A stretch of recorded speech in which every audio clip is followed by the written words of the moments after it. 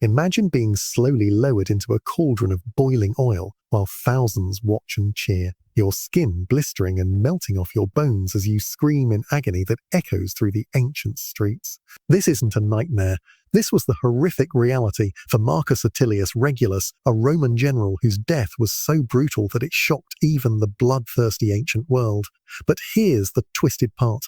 He walked straight into this torture chamber willingly, knowing exactly what awaited him. His crime? Keeping his word to his enemies. His punishment? A death so agonizing that historians still struggle to describe its full horror over 2,000 years later. The year was 255 BC, and Rome was locked in a death struggle with Carthage that would determine who ruled the Mediterranean. Marcus Regulus wasn't just any soldier. He was Rome's greatest general, a man who had conquered half of North Africa and brought the mighty Carthaginian Empire to its knees. Born into Roman aristocracy around 307 BC, Regulus embodied every virtue the Republic held sacred: courage that bordered on recklessness, discipline that never wavered, and an uncompromising sense of duty that would ultimately seal his gruesome fate. His very name inspired confidence in Roman hearts and terror in enemy camps across the known world. Victory seemed within his grasp when disaster struck like lightning from a clear sky. In a single battle at Tunis, everything changed with shocking swiftness. His entire army was destroyed, his soldiers slaughtered or enslaved, and Regulus himself was dragged away in chains by the very enemies he had almost defeated. The man who had once threatened Carthage itself now found himself a prisoner in the dungeons of the city he had sought to conquer.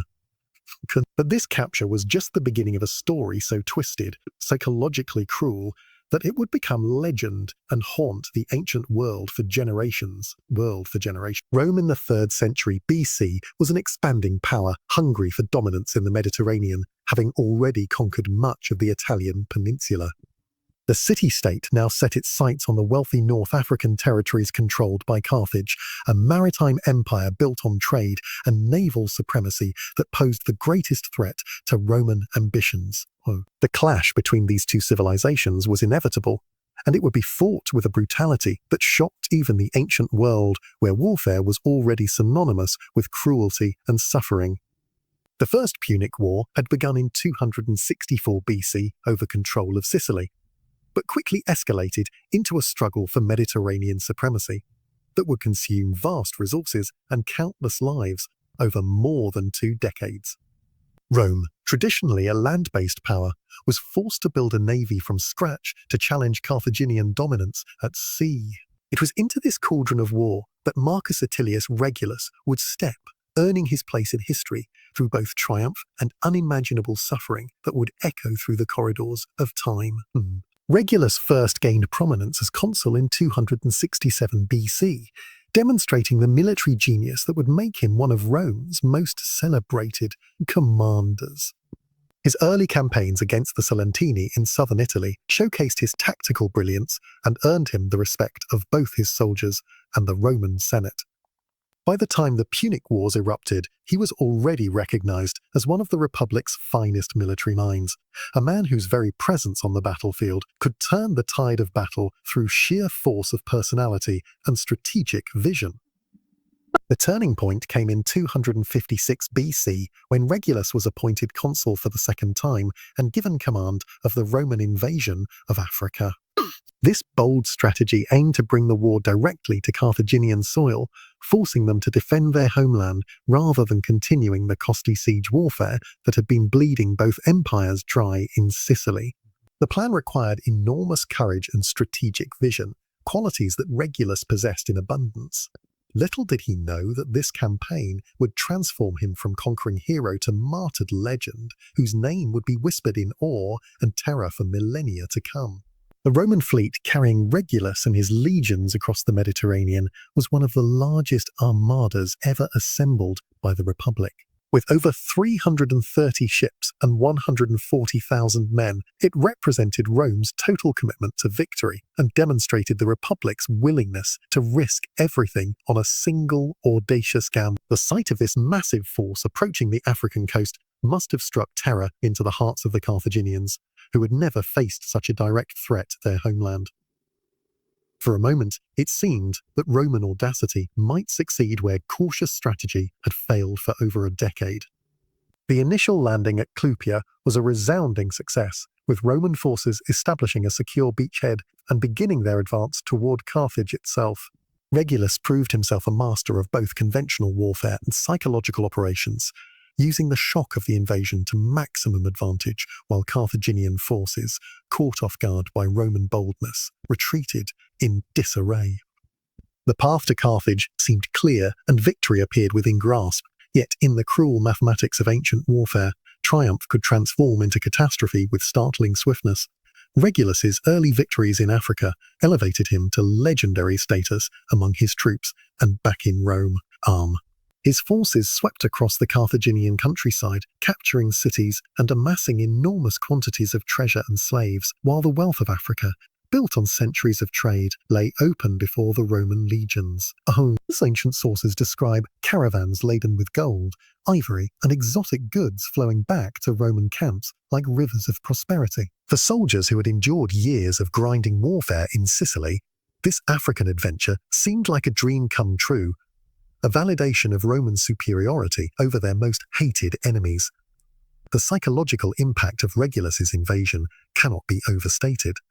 For generations, Carthage had been the aggressor, sending its armies and fleets to challenge Roman power throughout the Mediterranean. Now, for the first time, Carthaginian mothers could hear the sound of Roman war horns echoing across their own fields while their children cowered in terror behind city walls. The empire that had dominated Mediterranean trade for centuries suddenly found itself fighting for survival on its own soil, a reversal of fortune that would have profound implications for how the Carthaginians would later treat their captured Roman general. As Roman forces approached the outskirts of Carthage, panic gripped the ancient city like a plague. The ruling council, faced with the prospect of siege and possible destruction, began considering terms of surrender that would have been unthinkable just months earlier. They sent envoys to Regulus, hoping to negotiate a peace that would preserve their city and empire from total annihilation. Here, at the moment of his greatest triumph, Regulus made decisions that would echo through history and ultimately determine his fate, revealing both the nobility and fatal inflexibility of the Roman character that prized honor above life itself. The terms Regulus demanded were harsh beyond anything the Carthaginians could accept, reflecting his belief that total victory was within his grasp. He insisted on the complete surrender of Sicily and Sardinia, payment of massive war reparations that would cripple Carthaginian finances, and the reduction of Carthage to a Roman vassal state. Most humiliatingly, he required the Carthaginian fleet to be reduced to a handful of ships, effectively ending their status as a maritime power and destroying the foundation of their empire's wealth and influence. The negotiations revealed the fundamental difference in how Romans and Carthaginians viewed warfare and diplomacy. Where Carthaginians saw war as an extension of business, costly but sometimes necessary for protecting trade interests, Romans viewed it as a test of national virtue and divine favor that could only end in complete victory or honorable defeat. Regulus, embodying this Roman mindset, could not conceive of accepting anything less than complete submission from his enemies, an inflexibility that would prove to be a tragic miscalculation. Unknown to Regulus, his moment of maximum strength was also his greatest vulnerability. His army, though victorious, was far from home and operating at the end of extended supply lines that stretched across hostile territory. Help was already on the way in the form of Xanthippus, a Spartan mercenary whose military expertise would prove decisive in the coming confrontation that would destroy Roman hopes and seal Regulus's fate. Xanthippus arrived in Carthage at the darkest hour when the city's fall seemed imminent and despair gripped even the bravest defenders. This professional soldier, trained in the Spartan military tradition, brought not just tactical knowledge, but also a clear-eyed assessment of the strategic situation that previous commanders had failed to grasp.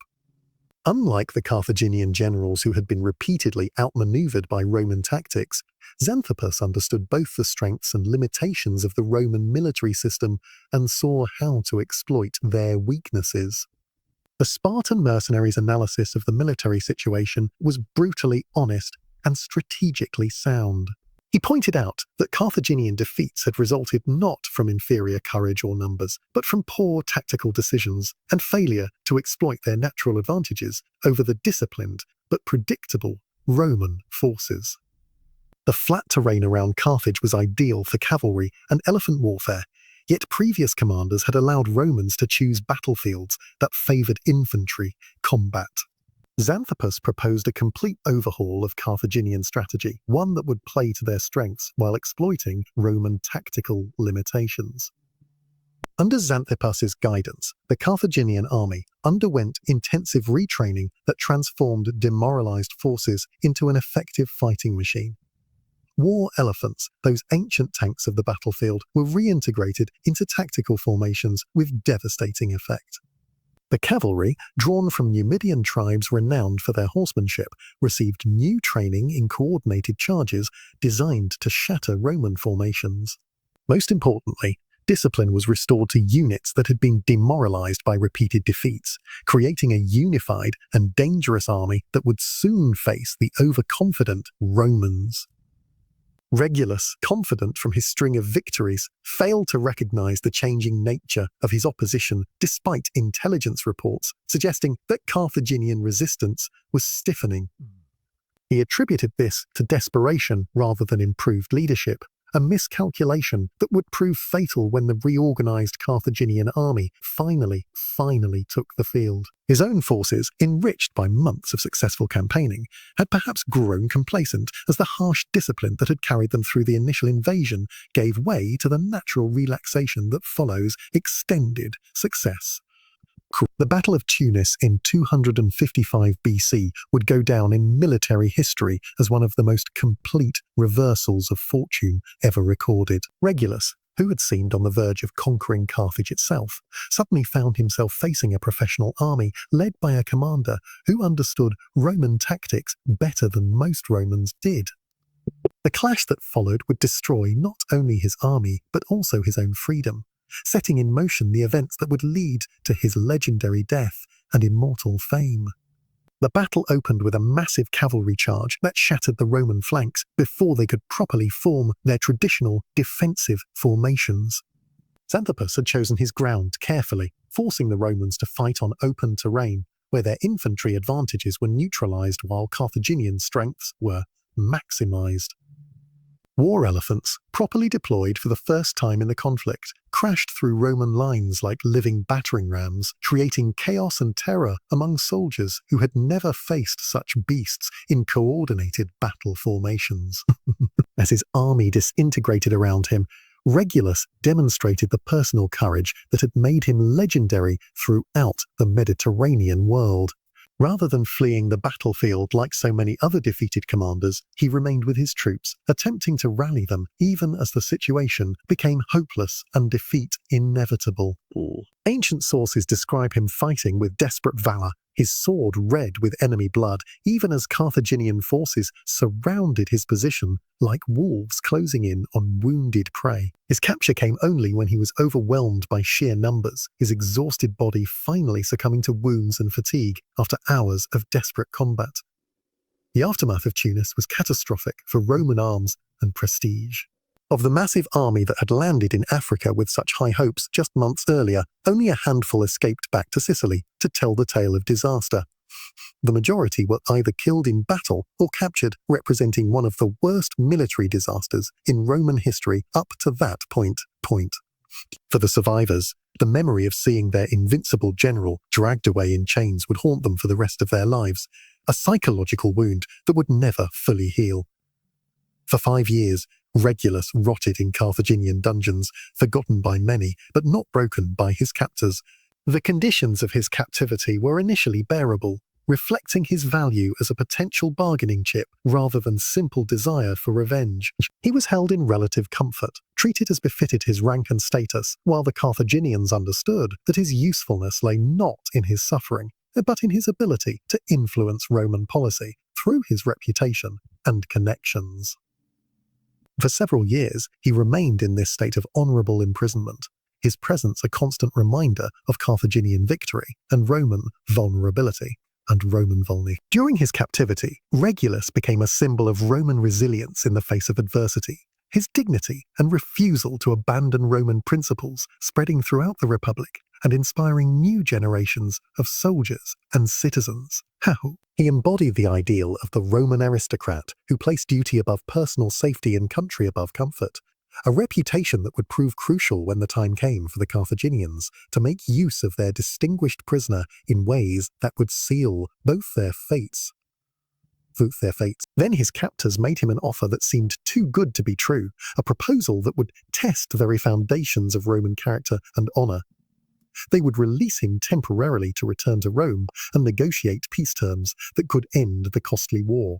All he had to do was convince the Roman Senate to accept Carthaginian demands, and he would be free forever to return to his family and former life. There was just one catch: he had to swear a sacred oath to return to Carthage if the negotiations failed, a requirement that seemed reasonable but would prove to be the deadliest mistake in Carthaginian history. The oath Regulus was required to take was no mere formality in the ancient world where such pledges were considered sacred bonds that tied a man's honor to his word with chains stronger than iron. To Romans, breaking an oath was not just a betrayal of one's captors, but a violation of the divine order that governed human affairs and maintained the favor of the gods. The gods themselves were believed to punish oathbreakers with curses that could extend to their families and descendants for generations, making such vows literally matters of life and death for those who swore them.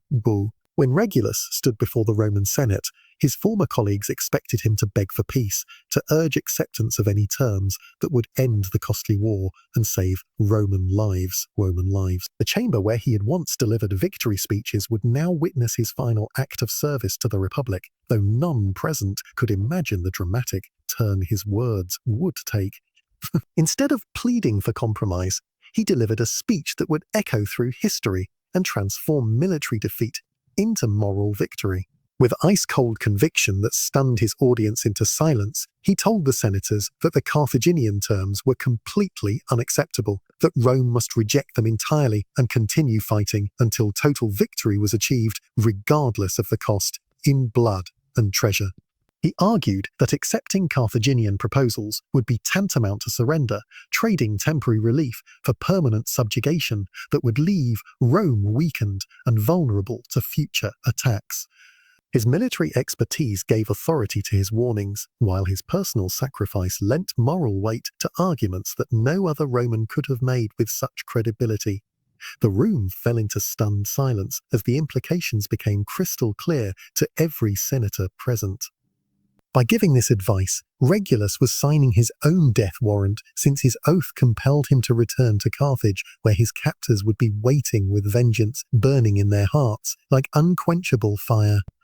The Senate sat in stunned silence, grappling with the moral complexity of a situation where accepting good advice meant condemning the advisor to certain death, a dilemma that tested the very foundations of Roman values and political philosophy. The senators pleaded with him to break his oath, to remain in Rome where he would be safe from Carthaginian revenge. They argued that no promise made to enemies under duress could be considered binding, that his duty to Rome superseded any obligation to his captors, and that the Republic needed him alive more than it needed to honor agreements made with barbarian enemies. Some proposed legal loopholes that might free him from his obligation, while others suggested simply detaining him against his will to prevent his return to certain torture and death. But Regulus refused every offer of escape with the same iron determination that had made him a legendary general. His word was sacred, he declared, and breaking it would dishonor not just himself, but Rome itself, since the Republic's credibility and divine favor depended on honoring agreements, even those made with enemies. This stance, while admirable in its moral consistency, demonstrated the tragic inflexibility that had characterized his entire career and would now cost him his life. Honor mattered more than survival, duty transcended self-preservation, and Roman virtue demanded sacrifice even unto death. As he prepared to return to certain torture and death, crowds gathered in the streets of Rome, begging him to reconsider his decision. His own family wept and pleaded, knowing they would never see him alive again, while understanding that their beloved patriarch was choosing abstract principle over their desperate need for his presence and protection. Children who barely remembered their father tried to cling to him, while his wife faced the impossible task of supporting a decision that would make her a widow and her children orphans. But nothing could shake his resolve. He had made his choice, and he would face the consequences like a true Roman, whatever the cost to himself or those who loved him.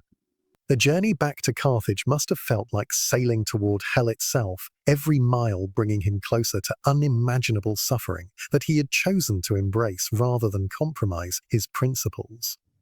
His Carthaginian escorts, initially respectful of his status and dignity, grew increasingly hostile as they began to understand the magnitude of his betrayal and the humiliation he had inflicted on their government. He had used their own diplomatic mission against them, turning their clever plan into a spectacular failure that would have consequences far beyond his individual fate. When Regulus arrived in Carthage, his reception was anything but welcoming, as the city's leaders had spent weeks planning his punishment with the meticulous attention to detail that characterized their approach to both commerce and warfare. They didn't want simply to kill him quickly. They wanted to destroy him so completely that his name would become synonymous with the price of defying Carthaginian authority, while his suffering would serve as a warning to anyone who might consider similar betrayal in the future. What they created was a systematic program of torture so sophisticated and cruel that it would make modern war criminals seem merciful by comparison. A carefully orchestrated descent into hell that would transform a proud Roman general into a broken shell of humanity. The torture began not with violence, but with something far more insidious and psychologically devastating: sleep deprivation that would slowly erode his mental defenses while leaving no visible marks to diminish the impact of later torments. For days on end, Regulus was kept awake by bright lights and constant noise, his captors understanding that breaking his mind was more important than breaking his body, since psychological torture could achieve results that physical pain alone could never accomplish. As exhaustion consumed him and his mental faculties began to deteriorate, they escalated to sensory torture that combined scientific precision with sadistic creativity, using polished mirrors to concentrate blazing North African sunlight directly into his eyes with laser-like intensity. The pain was excruciating beyond description, but worse was the knowledge that his vision was being systematically destroyed while his captors watched with clinical interest. Every ray of concentrated light brought fresh agony while gradually burning away his ability to see the world around him, adding the terror of approaching blindness to his other sufferings. Each dawn brought renewed torture, as the sun provided fresh ammunition for his tormentors, while every sunset offered only temporary relief from the optical assault that defined his waking hours. Then came the ultimate cruelty that would haunt the nightmares of witnesses for the rest of their lives. They cut off his eyelids with surgical precision, making sleep impossible while turning every moment of daylight into an instrument of continuous torture. This mutilation served multiple purposes beyond simple cruelty, making rest impossible while intensifying the effects of light torture and creating a visible sign of his degradation that marked him as something less than human in the eyes of observers. But the Carthaginians weren't finished with their masterpiece of systematic cruelty. They had constructed a special device just for their honored guest, a cramped box lined with sharp metal spikes that represented the pinnacle of torture technology in the ancient world. Regulus was forced inside this diabolical contraption, where any movement would impale him on the points, while complete stillness remained humanly impossible. He had to remain perfectly motionless for hours while natural reflexes, muscle cramps, and the basic need to breathe ensured that he would repeatedly wound himself on the spikes, creating festering injuries in the confined space. His own body became his greatest enemy, as every instinct for survival transformed into a source of fresh agony, while the claustrophobic environment amplified his helplessness, and the constant threat of self-inflicted injury created a state of perpetual terror that pushed him to the very edge of madness. His captors had created a torture device that turned the victim into his own tormentor, a refinement of cruelty that demonstrated their sophisticated understanding of human psychology and their determination to extract maximum suffering from every moment of his existence. Through all of this systematic torture that continued for weeks, ancient sources tell us that Regulus maintained his dignity with superhuman determination. Despite pain that would have driven most men to complete madness, he refused to beg for mercy or renounce the principles that had brought him to this fate. His captors, frustrated by his resilience and increasingly enraged by his continued defiance, began to plan something that would finally shatter his legendary composure and provide them with the complete victory they craved. They would give him a death so public, so agonizing and so memorable that it would become the greatest spectacle in Carthaginian history, while serving as an eternal warning to anyone who might consider defying their authority. They would boil him alive in oil before thousands of cheering spectators, transforming his execution into a theatrical masterpiece that would demonstrate the ultimate price of betraying Carthage while providing entertainment for the masses who had suffered through years of costly warfare. The preparations for his final execution were elaborate and methodical, reflecting the importance Carthaginian authorities placed on this public demonstration of their power and their desire for revenge. A massive bronze cauldron was specially constructed for the occasion, its size carefully calculated to accommodate a human body while providing maximum visibility for the thousands of spectators who would witness his death. The bronze itself carried symbolic significance, representing Carthaginian wealth and technological sophistication, while making the cauldron both an instrument of death and a symbol of the power that had condemned him to this fate. The selection of oil rather than water as the execution medium was both practical and symbolic, combining scientific understanding of thermal dynamics with deeper cultural meanings that would resonate with ancient audiences. Oil heated more slowly than water and retained heat much longer, ensuring prolonged agony as the temperature gradually rose, while the viscous liquid would cling to flesh, intensifying burns and making escape impossible, even if the victim somehow managed to break free of restraints. From a symbolic perspective, oil represented both purification and transformation in ancient cultures, suggesting that his death would somehow cleanse Carthage of the humiliation he had caused while transforming him from living enemy into eternal warning. On the day of execution, crowds packed every available space in the public square, creating a human amphitheatre, eager for the promised spectacle of revenge and entertainment. Citizens hungry for vengeance against the man who had devastated their countryside mingled with foreign diplomats who would carry news of this demonstration back to their own governments as evidence of Carthaginian resolve.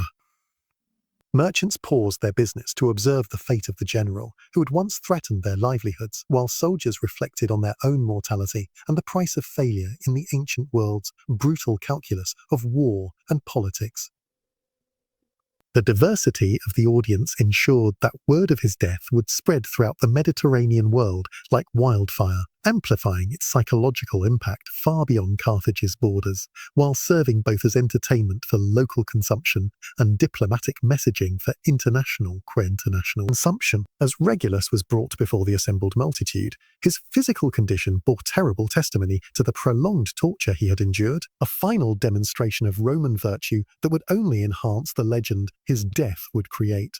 The execution itself was designed as elaborate theatrical performance rather than simple killing, with Regulus suspended above the cauldron by an intricate system of ropes and pulleys that allowed his executioners to control every aspect of his descent into hell.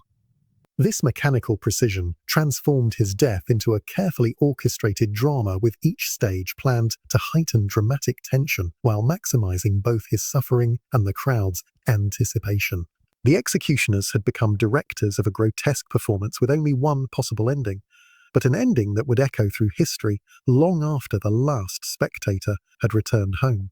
As the oil began to bubble and steam beneath him, the reality of his approaching fate became apparent to everyone present, while the crowd fell silent, perhaps awed by the magnitude of what they were witnessing, or sobered by the extremity of punishment being inflicted even on their enemies. The smell of heating oil filled the air, creating an atmosphere of dread that affected both victim and observers while transforming anticipation into something approaching horror as the moment of truth approached.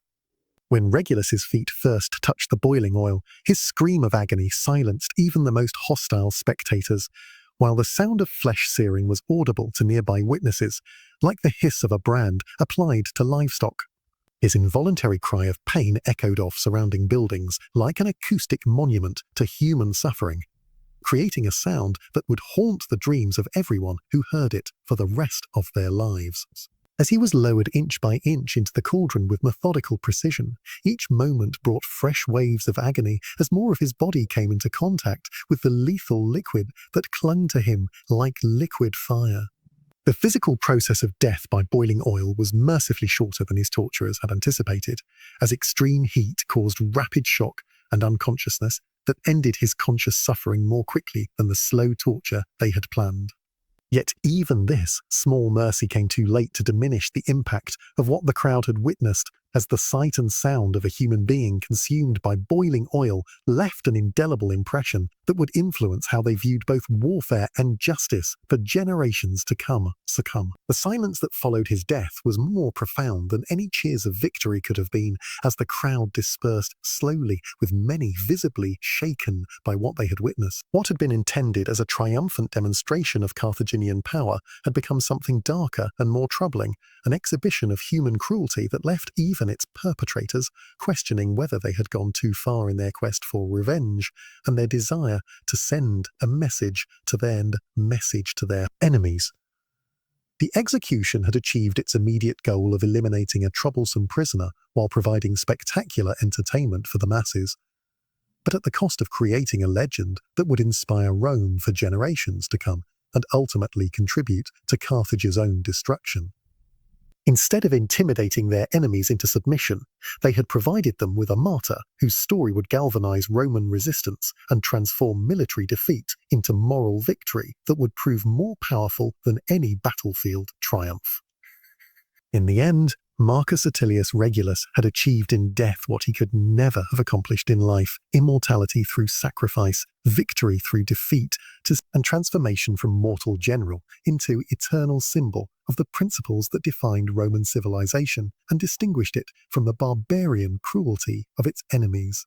His story would outlive both empires, serving as inspiration and warning for countless generations who would face their own choices between principle and survival, honor and expedience, duty and self-preservation. Ooh-wee.